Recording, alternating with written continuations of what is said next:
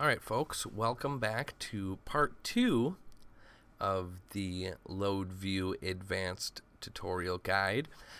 In this part, we're going to be going through the entire reporting and analyzing our reports. One thing I did want to show you real quick here was that the test itself is actually running right now. And one thing that's really great that we can do is actually watch this test fire off in real time. So we can see here that that the number of users that we have here is rapidly growing, and we are getting closer and closer to that maximum period of 30 users. What's really great about the fact that we can watch this in real time is what you could do, theoretically, is have this pulled up on one screen. On the other screen, you could have the health of your server pulled up, for example, to see how this affects the health of the server in real time, and we can get those actual real time results, which is fantastic. So we'll just take a peek at this for a second here, and we'll allow it to do its thing and run through the test. Don't worry, I'm not going to make us sit here for the entire 14-minute duration of the test. I just thought it was important that we did take a quick peek at the real-time results that we're getting from this test. So, like I said, we'll just take a peek at this for a second, and then I'll come right back and we'll analyze the completed test in just a moment.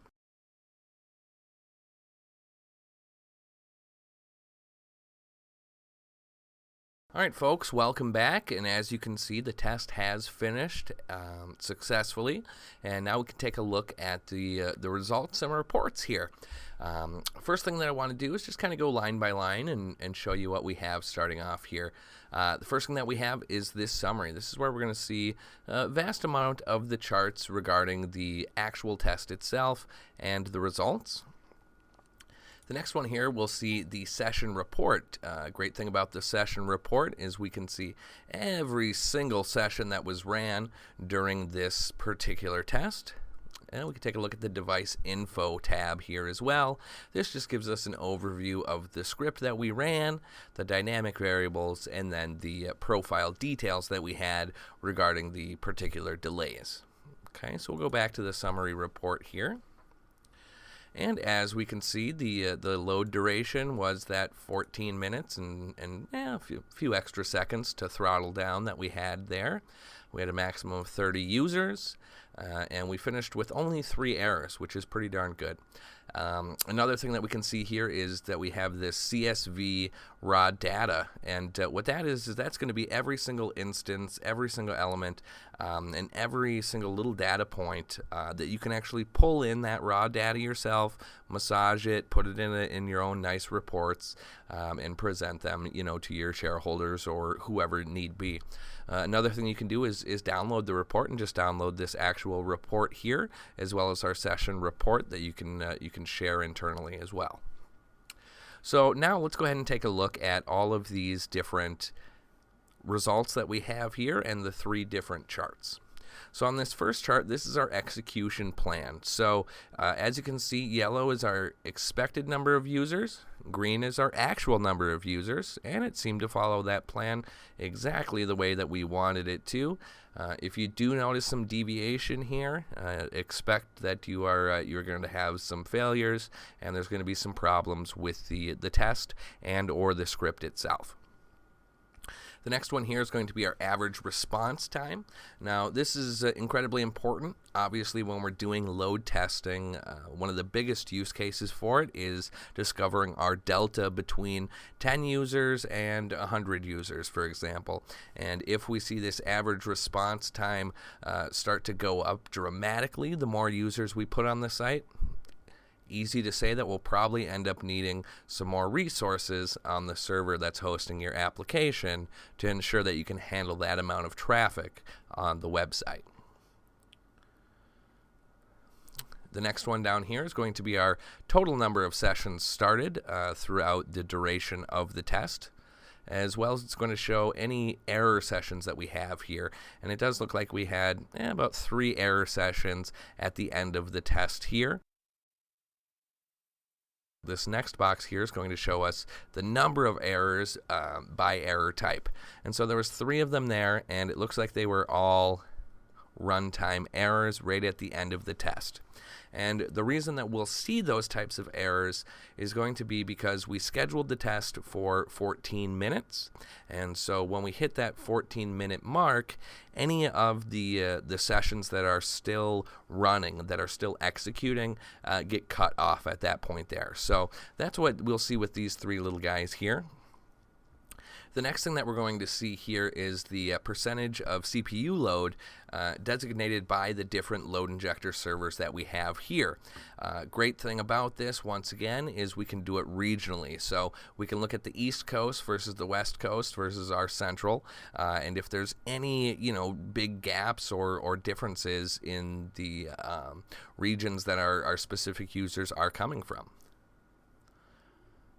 So now if we wanted to get a little bit deeper into this, there's a couple ways we can do that. We can either highlight any one of these plot points and click on where it says show details here, or we can go to the session report, find the session that we're looking for, and click on details. We'll do it via summary here. So let's just find a random plot point here right at the 6-minute mark. Looks like at this point here we had 30 users on the site. Let's take a look at the details, and that's going to pull up our session report of that specific time frame here for just those instances. Now from here on the session report, we can enter in more variables that we want to play. Do we want to see only the successes, only the failures? Do we want to limit this to a specific zone? And from those zones, do we want to filter it out to a specific agent on that zone itself? Okay. And then from here, like I said, we can see all of these individual sessions that ran. If we have a session that maybe looks a little bit out of the norm here, unfortunately our site is, or I guess fortunately, our site is in pretty good shape, so we don't have to worry about that. But let's take a look at this one here because it's a little bit slower than the rest. And if we click on details here, this is going to bring up our detailed performance report. On this detailed performance report, we'll have 5 tabs. The first tab is going to show us a summary.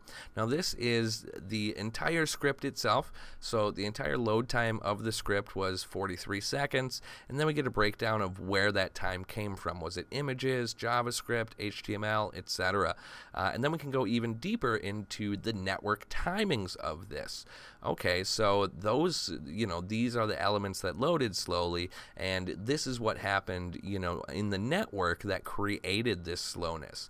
Whether it's, connection time, DNS time, first packet download, etc. We can see all that right here on the chart itself.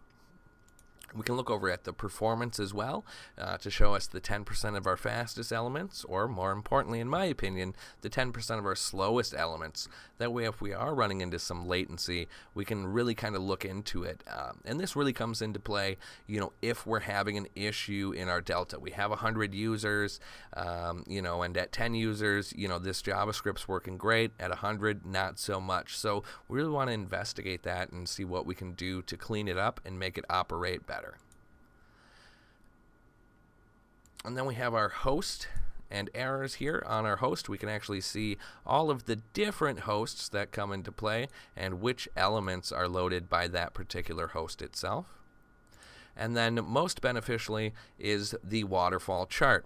Now this was a multi-step script, so we'll actually be able to see every step and every page and every single element on every single page on this particular chart as well. So if we scroll down here, we can see, during that first page here, all these different elements loaded. During the second step, when we logged in, these particular elements loaded in the third step, and so on and so forth. So we can really, really dig into it and get really granular into the data and into the reasons for any potential latency. The great thing about all of these reports that we're seeing here, like I said, are completely shareable, and you can completely take all of this information and very easily massage it or share it with other people in your team or shareholders that you may want to present this information to. Another great thing to note here, and this doesn't really regard the load testing itself, but let's say for example we created this this particular script, we ran it on a load test, it's running okay. One thing that we can do is we can actually take that same script, throw it into our user view monitoring platform, and have it do an ongoing monitoring every 15 minutes or so to make sure that nothing changes, regarding the delta and the load times between releases. And then obviously when it's time to come out with the new release or the next release of that application, we'll want to run another load test here before we release it to the public to make sure that it's still up to par and meeting your guys' criteria and requirements. Now, I know that was a lot of information to take in here.